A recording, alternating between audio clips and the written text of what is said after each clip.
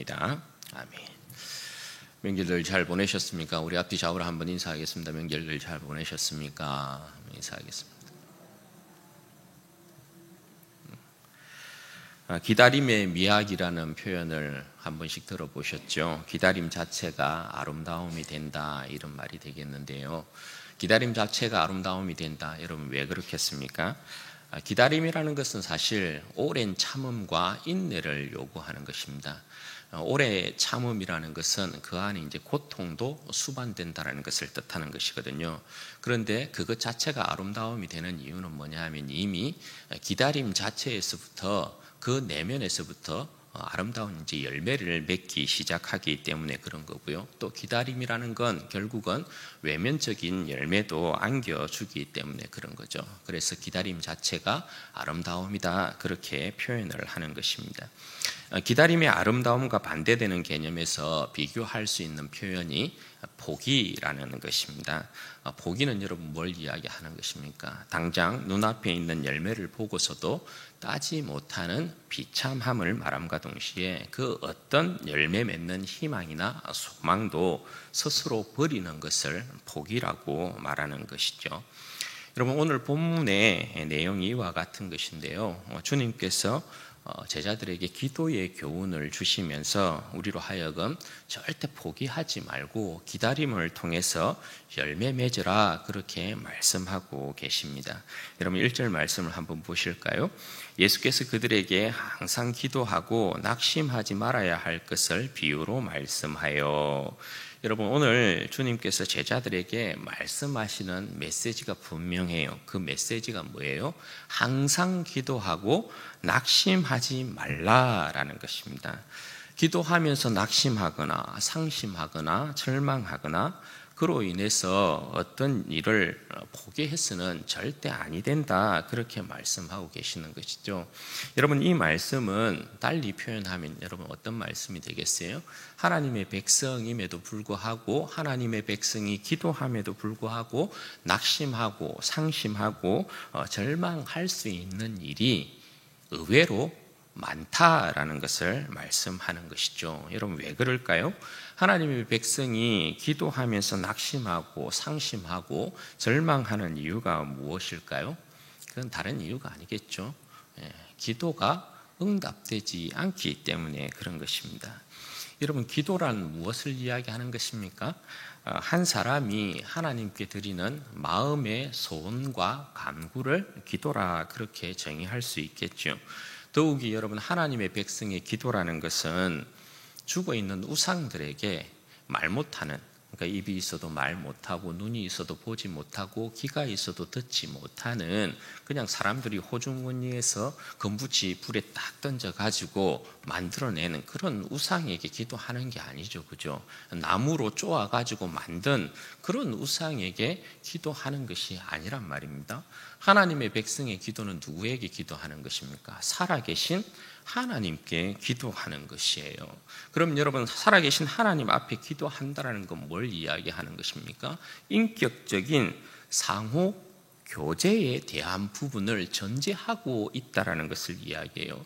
따라서 간구하면 들으시고 들으시면 응답하는 것이 당연한 논리의 귀결이 된다 할 수 있어요. 역사를 보면 하나님께서 항상 그 백성 가운데 기도에 응답했던 것을 볼 수 있죠.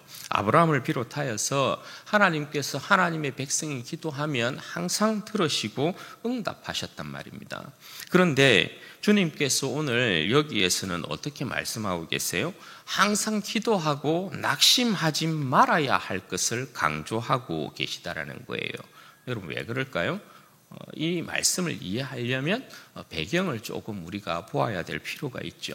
우리가 지난 시간에 어떤 내용에 대해서 살펴보았습니까? 하나님 나라에 대해서 살펴보았는데 오신 하나님의 나라, 이미 우리 가운데 이루어진 하나님의 나라에 대한 부분과 오실 하나님의 나라, 장래에 우리에게 주어질 하나님의 나라에 대한 내용을 살펴보았죠. 여러분 구약의 선지자들은 메시아가 이 땅 가운데 오셔서 그 백성을, 우리를 구원하실 것이다 라는 그 내용에 있어서 메시아의 초림과 재림에 대한 내용을 가지고 직접적으로 구체적으로 그 백성들 가운데 증거한 일이 없어요. 그냥 구약의 선지자들은 메시아가 오셔서 하나님의 백성을 구원할 것이다, 그러한 메시지를 이렇게 듣고서 그 백성에게 그대로 하나님의 말씀을 전한 거거든요. 그런데 거기에는 초림과 재림에 관한 내용이 전혀 들어가 있지 않단 말입니다. 그런데 하나님의 아들이신 예수님이 이 땅 가운데 메시아로 오셨어요. 그러면 구약의 백성들이 기대하고 있었던, 선지자들로부터 메시아가 오셔서 우리를 구원하실 것이다 라는 그 목소리를 듣고 있었던, 그 가르침을 받고 있었던 이스라엘 백성의 여러분 기대는 무엇이겠습니까? 메시아가 오면 당연히 다윗의 그 영광을 그 나라 백성에게 돌려주어야 되는 것이 맞죠. 회복시키는 것이 맞단 말입니다. 예수님께서 이 땅 가운데 오셔서 메시아로서의 역할을 감당하는 것이면 당연히 다윗의 나라의 그 영광의 복됨이 회복되는 것이 당연한 저들이 바라보고 있는 하나님의 나라에 대한 모습이란 말이죠. 그런데 예수님께서 이 땅 가운데 오셔서 그 백성 가운데 보여주고 있는 게 뭐예요? 병자들 고치고, 그죠? 세리와 죄인들을 친구로 삼고, 그것도 모자라서 이방인들을 구원하는 그런 모습을 보인단 말입니다. 그러니까 이 백성들 입장에서는 이것이 너무나 기가 찰 노릇이에요. 예수님께서 이 땅 가운데 오셔서 병자를 고치고 귀신을 내어쫓고 죽은 자를 살리고 다 좋다 말입니다. 세리와 죄인들의 친구가 되는 것도 좋아요. 100번 양보해서 다 좋아요. 그런데 그 뒤에 반드시 따라와야 될 게 뭐예요? 예수님께서 다윗의 그 나라를 회복시키는 그 모습이 있어줘야 된단 말이에요. 그 모습이 있어줘야 진짜 예수님이 우리가 기다리는 메시아이고 하나님의 아들이다라는 것을 인정해 줄 수 있단 말이에요. 그런데 예수님의 모습에 이것이 안 나타나는 거예요. 죄인들을 가까이 부르시고 세리와 창기의 어떤 친구가 되고 그들을 밥상으로 초청하시고 귀신을 내어 쫓으시고 죽은 자를 살리시고 병든 자를 고쳐주고 다 좋은데 저들이 진짜 원하는 이 다윗의 영광을 재현하는 그 모습은 지금 아니 보여주고 계시단 말이죠. 여러분, 지금 이스라엘 백성의 형편과 처지가 어때요? 로마의 압제 아래에 있는 것이잖아요. 로마의 압제 아래서 저들이 억압받고 있는 삶을 여전히 살고 있단 말입니다. 이방인의 압제 가운데 언약 백성이 살아간다는 것은 수치를 껴안고 살고 있다는 것이거든요. 그러면 당연히 저들이 기대하는 메시아가 왔다 했을 때 저들이 기대하는 여러분 일이 뭐겠어요? 메시아가 이 로마를 쳐부수고 당연히 다윗의 그 영광스러운 나라를 재현해 줄 것이다. 그것을 기대하고 있는 거죠. 저들이 기도하고 있는 내용 역시도 뭡니까? 바로 이 나라의 모습이거든요. 이스라엘 백성이 여러분 그저 자기 자신의 어떤 영광을 위해서 먹고 마심을 위해서 기도하는 백성이 절대 아닙니다. 이스라엘 백성의 여러분 기도의 내용을 보면 이스라엘 백성들이 하나님 앞에 드리는 기도가 세 종류가 있거든요. 그 기도의 내용을 보면 자신의 개인적인 어떤 욕심을 위해서, 영광을 위해서, 영달을 위해서, 먹고 마심을 위해서 기도하는 내용이 없어요. 세 가지 내용 다 전부 무엇을 위해서 기도합니까? 하나님의 나라를 두고 기도한다고요. 하나님의 나라를 두고 기도한다는 것은 저들 가운데 가슴에 가득 채워져 있는 열망이 뭐냐 하면 다윗의 그 나라의 영광에 대한 열망이 가득 차 있다는 것을 이야기하고 있는 거예요. 자나 깨나 그것을 위해서 기도하는 사람들이 이스라엘 백성이에요. 더욱이 바리새인들 같은 경우들, 서기관 같은 이러한 사람들, 이런 사람들은 이게 너무나 간절한 거예요. 그래서 이 사람들은 어떤 사람들입니까? 하루에 3번씩 기도하고 일주일에 2번씩 금식하면서 그렇게 저들이 바라는 하나님의 나라에 대해서 기도하고 있는 그런 사람이란 말입니다. 그런데 기도의 응답이 없는 거예요. 그렇게 간절하게 기도하는데 하루에 3번씩 일주일에 2번씩 금식하면서 그렇게 간절하게 기도하는데 기도의 응답이 없어요. 나날이 로마의 이 억압과 로마의 이 흉폭한 다스림은 날로 날로 점점점 배가 돼요. 소망이 보이지 않아요. 하나님의 나라는 저들에게 있어서 더 요원해 보이는 거예요. 너무 멀리 보이는 거예요. 여러분, 이런 상황 가운데서 기도하는 백성이라면 낙심하지 않을까요? 여러분, 낭망하지 않을까요? 절망하지 않을까요? 포기하고 싶은 생각이 안 들까요? 지금 상황이 그런 상황이에요. 따라서 주님께서 항상 기도하되 절대 낙심하지 말아야 될 것을 하나의 비유를 들어서 그들에게 말씀해 주세요. 그 내용이 2절에서부터 5절까지의 내용이에요. 여기에 내용에 보면 여러분 어떤 내용이 나옵니까? 한 도시에 재판장이 한 사람이 있어요. 그런데 이 재판장은 어떤 사람이냐 하면 하나님에 대한 두려움이 없어요. 하나님에 대한 두려움이 없다라는 건 여러분 뭘 이야기하는 것이겠어요? 하나님을 두려워하지 않는다라는 건 사람 보는 건 말할 것도 없다라는 것이거든요. 이 사람은 하나님을 두려워하지 않기 때문에 자기가 곧 법이에요. 하나님의 율법대로 재판하지도 않아요. 하나님을 두려워하지 아니하니까 당연히 사람 보는 건 그냥 벌레 보듯 하는 그런 이제 사람이라 볼 수 있는 것이죠. 하나님을 무시하는 사람, 당연히 사람을 무시하게 되어 있죠. 그러면 사람을 무시하는 이 사람의 형태가 어떤 식으로 나타나냐? 그 동네에, 그 마을에 한 가부가 있어요. 그 가부가 자기 원수로부터 억울한 일을 당했어요. 그래서 어떻게 합니까? 재판장에 가서 자신의 억울함을 풀어달라고 막 간청하는 거죠. 가부이면 여러분 사회적인 약자이지 않습니까? 남편이 없다라는 거거든요. 집안에 머리 되는 사람이 없다라는 거예요. 그래서 가부와 고아는 항상 이스라엘 백성의 그 사회에 있어서는 최고 약자로 이제 언급을 한단 말이죠. 약자의 여러분 최고 연약하고 나약한 사람의 억울함이니까 그 원통함이 얼마나 크겠어요. 정말 원통함이 크고 자기에게는 비통한 일이 찾아온 것이란 말입니다. 그래서 재판장에게 찾아가서 자신의 억울함을 해결해 달라고 간청을 하는 것이란 말이에요. 그럼 당연히 하나님의 대리자로 세움을 받은 재판장이라면 어떻게 해야 돼요?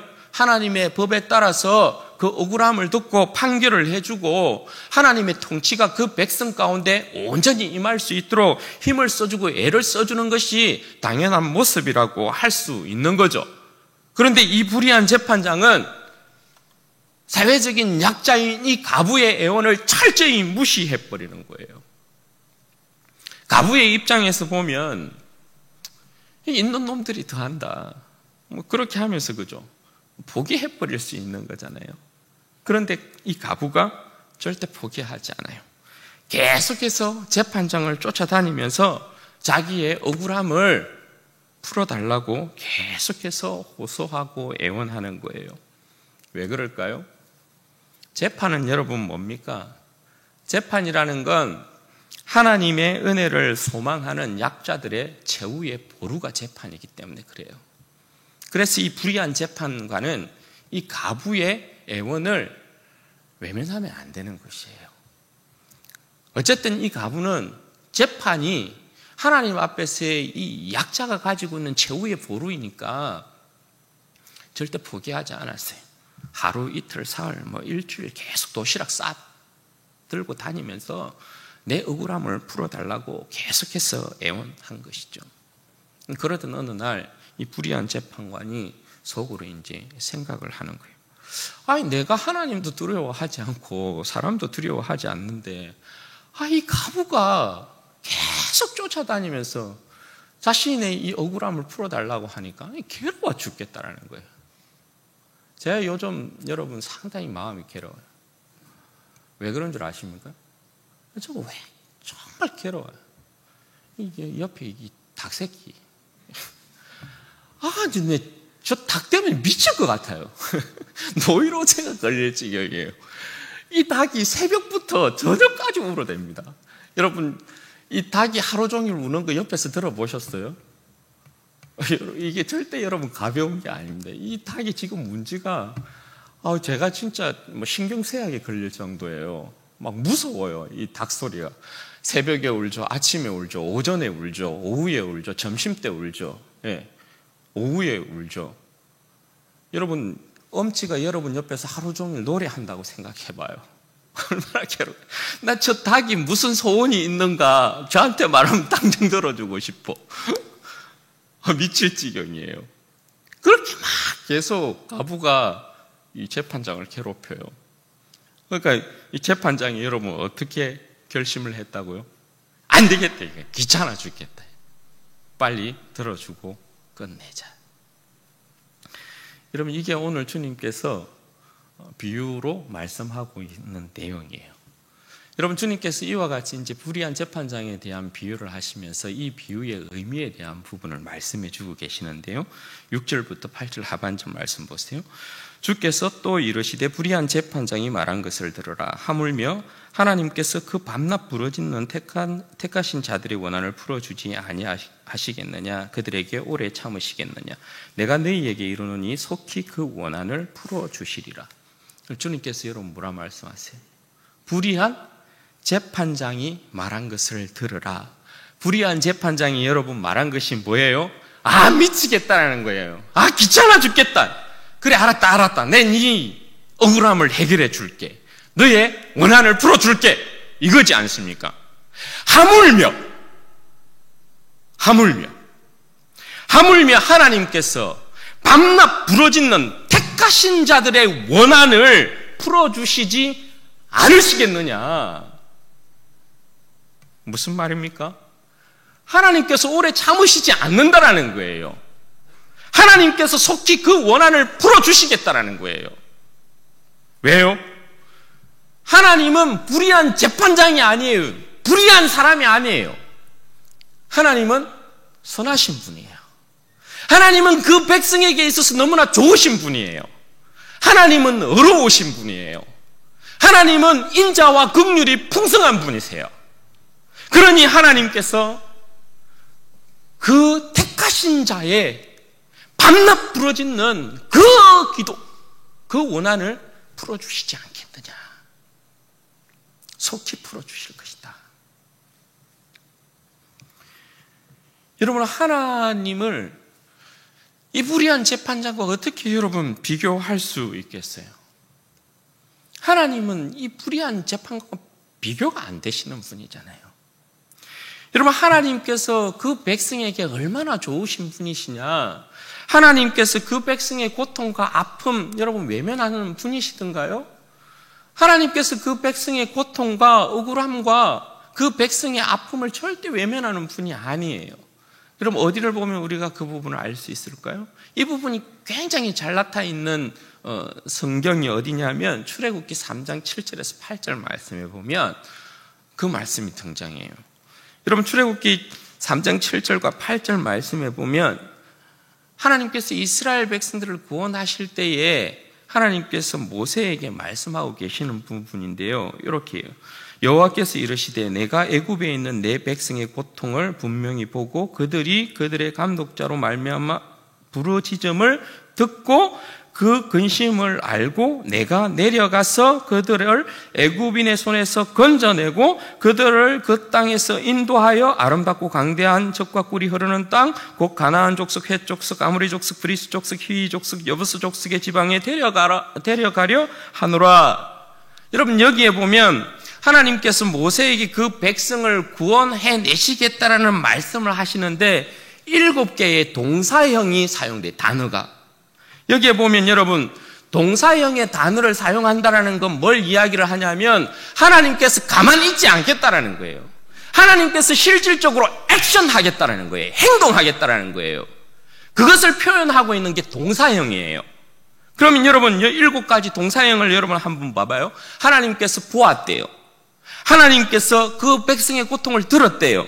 그리고 하나님께서 그것을 알았대요. 여러분 보십시오. 보았다, 들었다, 알았다. 여기까지는 하나님께서 그냥 말로만 내가 보았어, 내가 들었어, 내가 알았어, 말로 그렇게만 할 수 있어요. 그런데 하나님께서 뒤이어서 어떻게 해요?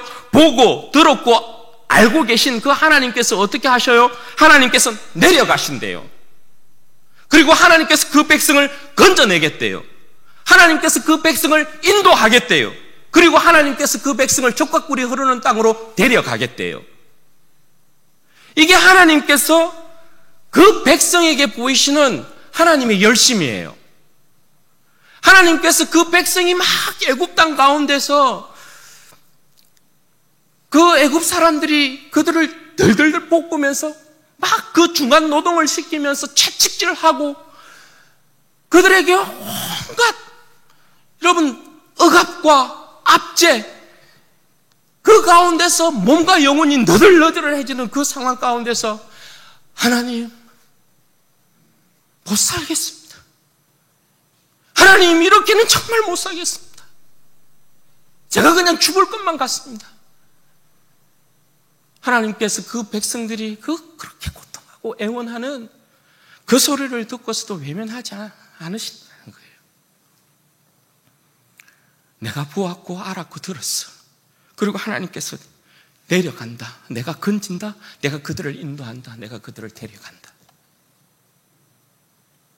실질적으로 하나님께서 그렇게 하시잖아요.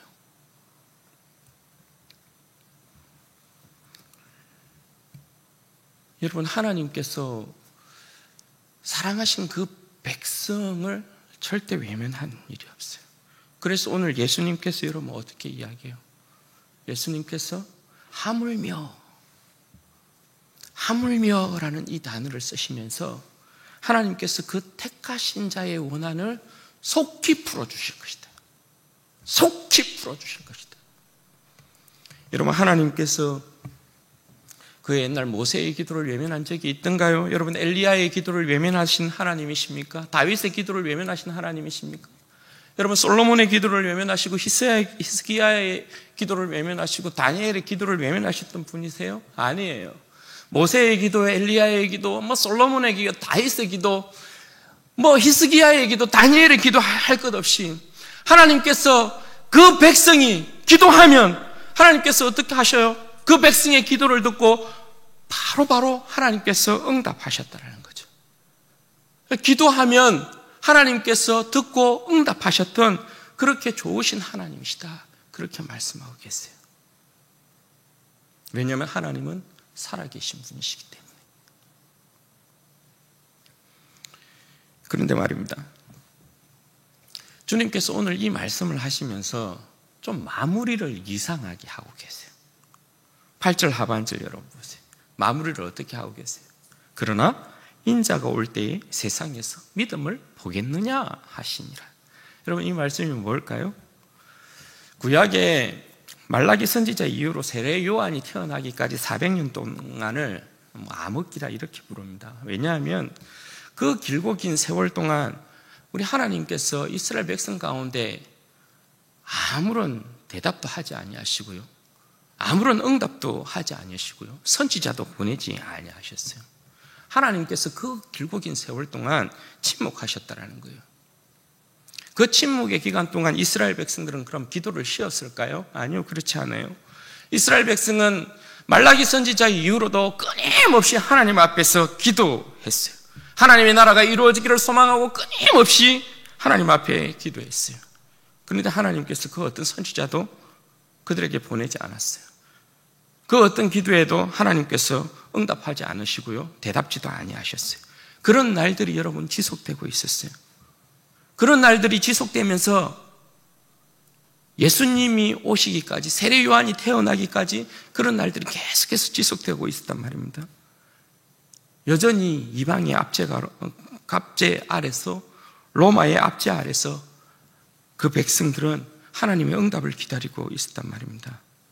저들이 기다리고 있는 하나님의 나라, 메시아가 오셔서 그들을 구원하실 것이라는, 구원해 줄 것이라는 그러한 기대가 점점점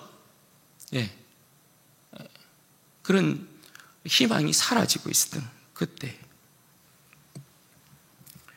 여러분 그 상황 가운데 포기치 않는 기도가 여러분 쉬웠을까요? 여러분 망한 나라, 망한 신에게 기도하는 일이 여러분 쉬웠을까요? 수많은 조롱과 조소가 쏟아지고 있는 상황 가운데서 그들이 여전히 하나님을 신뢰하고 기도하는 것이 여러분 쉬웠을까요? 여러분 다니엘 때를 한번 생각해 보자고요. 다니엘이 여러분 엄한 왕명이 떨어졌음에도 불구하고 그가 하루에 3번씩 예루살렘을 향하여서 기도한다는 것이 여러분 쉬웠을까요? 절대 여러분 쉬운 일이 아니었겠죠. 당장 여러분 목이 달아나게 되는 그런 상황 가운데서 다니엘이 왕명이 떨어졌음에도 불구하고 예루살렘에다가 창을 열어놓고 하루에 3번씩 그렇게 기도했단 말입니다. 이미 나라가 망했단 말입니다. 구약에 있어서 나라가 망한 건 뭡니까? 그 나라를 지키는 신이 상대 신과의 싸움에서 졌다라는 말이거든요. 구약에서의 전쟁은 항상 신과 신의 싸움이잖아요.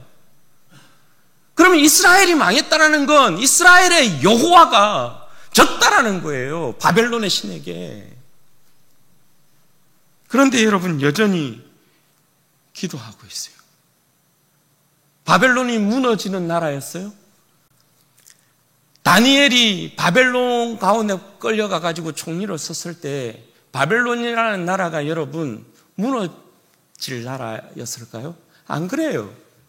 바벨론이 여러분 무너지고 이 다니엘이 하루에 예루살렘을 향하여서 창문을 열어놓고 3번씩 기도할 때는 나라가 이렇게 딱 바뀌는 때였어요. 그 나라의 때가 여러분 언제? 바벨론이 무너지면 뭔가 하나님께서 우리를 회복시킬 그 징조가 보여야 되잖아요. 그런데 바벨론이 무너졌는데 어떤 나라가 썼냐면 메대라는 나라가 찾아왔다고요. 메대라는 나라가 찾아오면서 다리오가 왕명으로 그 누구에게도 내가 명할 때까지 다른 신에게 기도하거나 절하거나 간구하지 말라 했거든요. 메대라는 나라가 딱 썼어요. 그런데 다니엘이 어떻게 해요? 왕명이 떨어졌음에도 불구하고 예루살렘을 향하여서 하나님 앞에 3번씩 기도해요. 메대라는 나라가 무너지면 그 나라 또 뭐 회복되어질 어떤 징조라는 게 보여야 되잖아. 근데 안 보여. 메대라는 나라가 무너지니까 바사라는 나라가 딱 서버리는 거예요. 이스라엘의 회복이 어디에 있어? 여러분 다니엘이 그 당시에 있었던 그 시점은 이방의 나라가 찬란한 영광을 빛내면서 전혀 무너지지 않을 것 같은 그러한 화려한 영광을 드러내고 있었던 때예요. 그 나라의 회복은 결단코 보이지 않았던 그런 때. 여러분 그때 누가 여러분 하나님 앞에 소망을 두고 여러분 기도하겠어요? 미치지 않고서야? 그때 누가 여러분 하나님 앞에 그 나라의 회복을 두고 기도할 수 있을까요? 여러분 기다림의 열매를 따기 위해서 가장 필요한 요소가 뭔 줄 아십니까? 기다림의 열매를 따기 위해서 가장 필요한 요소가 믿음이라는 요소예요.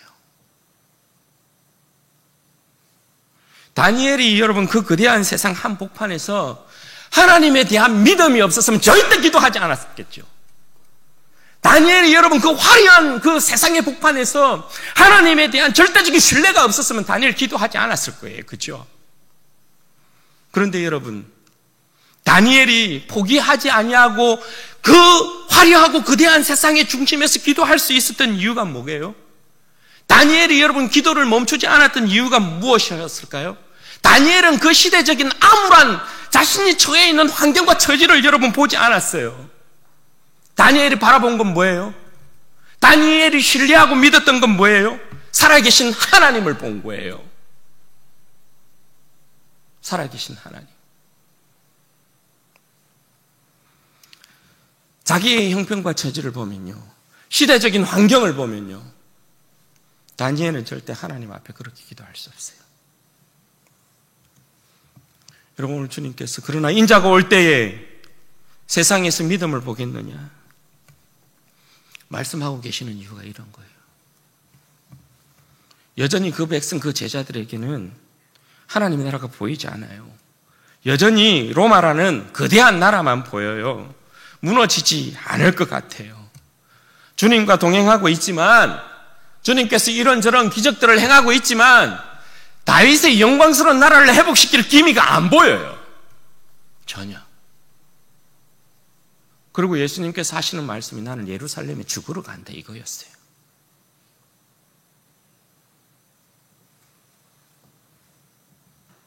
그런 상황에 여러분, 누가 하나님의 나라를 소망에 품고 기도하겠어요? 그 거대한 로마를 앞에 두고 말입니다. 하나님의 나라가 올 거라고 그 누가 기대하겠어요? 그런 상황 가운데 그 어떤 정신 나간 사람이 하나님 나라에 대한 열망을 키우면서 기도하겠냐고요? 헛된 기다림보다는 그죠, 빠른 포기를 통해서 진리를 찾는 것이 훨씬 유익하지 않겠어요? 지금 주님께서 말씀하고 계신 이유가 바로 이런 거예요.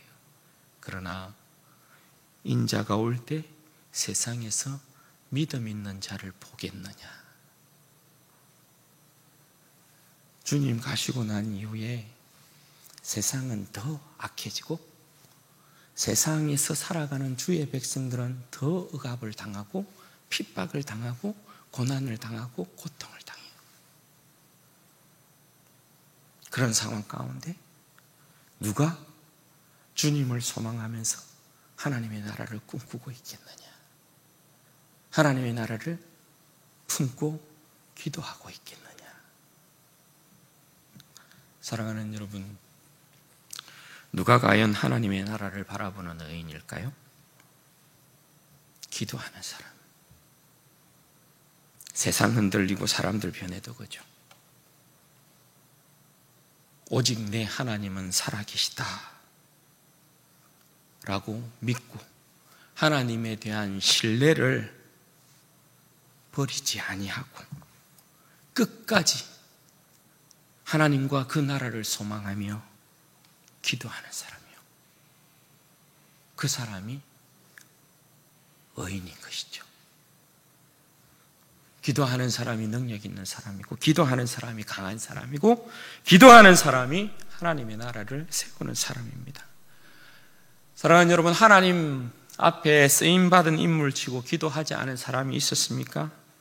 하나님 앞에 쓰임받은 인물치고 여러분, 칭찬받은 인물치고 무릎 꿇고 기도하지 않은 사람들이 있었습니까? 그런 사람들 없었어요.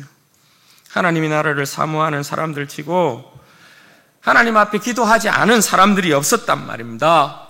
그런 의미에서 보자면 기도라는 것은 하나님의 나라를 사모하는 자들이 가지고 있는 자기 안의 열심 중에 열심인 것이에요.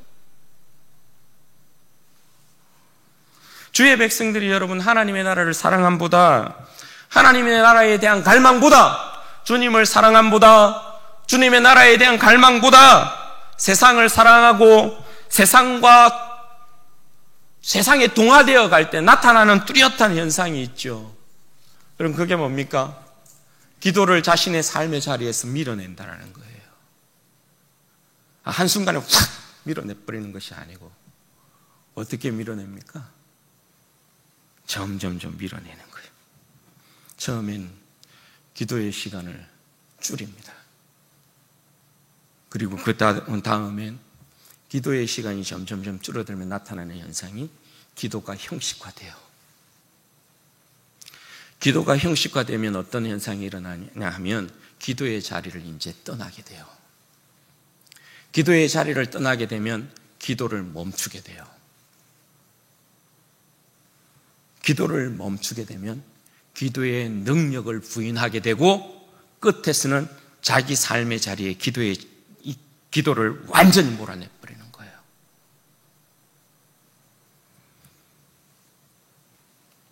하나님의 백성이 세상과 동화될 때 나타내는 뚜렷한 현상이에요. 네. 여러분 한번 점검해 보십시오. 여러분 기도의 사라짐이라는 건 그래서 주의 백성들의 삶에서 하나님에 대한 관심이 완전히 끊어지고 세상과 완전히 동화되었다는 것을 이야기하고 있는 거예요. 그러므로 여러분 주의 백성들에게는 다른 것은 여러분 다 꺼져가도 주님의 백성으로서 하나님의 나라를 품고 주님을 믿고 신뢰함으로 말미암아 기도의 이 불꽃은 절대 꺼지게 하면 안 돼요. 기도의 불꽃이 여러분 절대 여러분 사그라들게 하면 안 돼요. 기도의 불꽃이 꺼져가고 기도의 불꽃이 사그라들게 되면 자신의 생명이 주님 앞에서 꺼지고 있다는 걸 이야기하는 것이기 때문에 그렇게 되어서는 여러분 절대 안 돼요. 여러분, 우리가 살아가고 있는 이 세상의 모습 보세요. 이 세상이 여러분 망할 것 같아요? 여러분, 이 세상의 모습을 보면 이 세상이 당장 끝나고 주님 나라 올 것 같아요? 그래 보여요? 그래 보이지 않죠? 이 세상 사람들이 먹고 마시고 취하는, 시집가고 장가가는 이 모습들을 보면 세상이 당장 여러분 망할 것 같지 않죠? 세상이 여러분 무너질 것 같지 않아요. 그러한 세상에서 우리가 살아가요. 이런 화려한 세상에서 우리가 살아가요. 그 가운데 여러분, 오늘 이처럼 주님 앞에 우리가 한자리에 모여서 주님을 예배하고 기도하고, 우리가 새벽마다 아무도 알아주지 않는 저 교육관, 궁금한 냄새 나고 막 하는 그 교육관에 앉아가지고 새벽마다 잠을 깨우고 기도한다고, 그 누가 알아줘요? 아무도 알아주지 않아요. 어떻게 보면 세상 사람들이 참 너희들 별종이다, 네 신앙의 열심 참 별나다, 조롱하고 비웃을지 몰라도 네가 참 잘하고 있구나. 이 화려한 세상에서 그 쪽방에 앉아가 기도하는 모습 보니까 참 잘하고 있구나. 그 누구도 여러분 칭찬해 주지 않아요.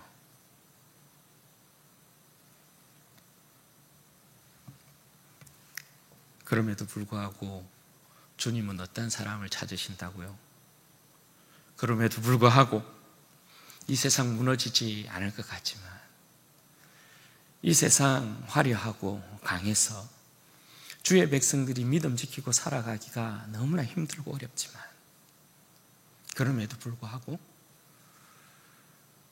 주님에 대한 신뢰와 주님에 대한 믿음과 주님에 대한 약속 버리지 않고 하나님의 나라 가슴에 품고